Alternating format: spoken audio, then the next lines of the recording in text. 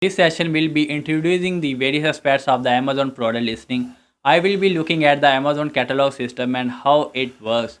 And then I will be looking at the different element of the product listing page about how Amazon takes the product details from the multiple seller to create the product listing page.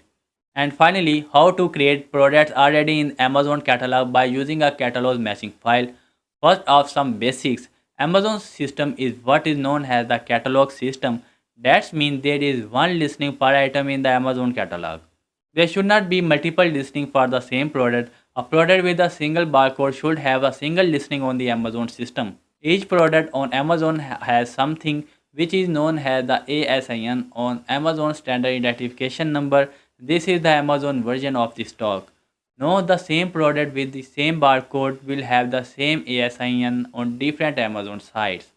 Let's look at how this works in practice. If we go onto the Amazon site and we search for a particular barcode, and it will pull up the result for the product which match that barcode. And then in this case it is the sofa that you are rattling to the set for babies, and if I click on this I will see where the ASIN is specified that is reason for this product, which can be seen in the URL. It also stated down here as well under the technical detail, and that so called the feature offer are in the Bible, in this case Amazon.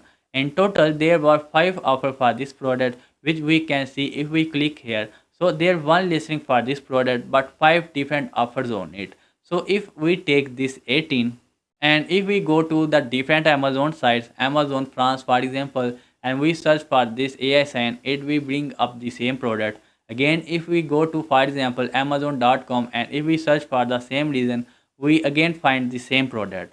So the same product with the same barcode is the same ASIN on the different international Amazon sites.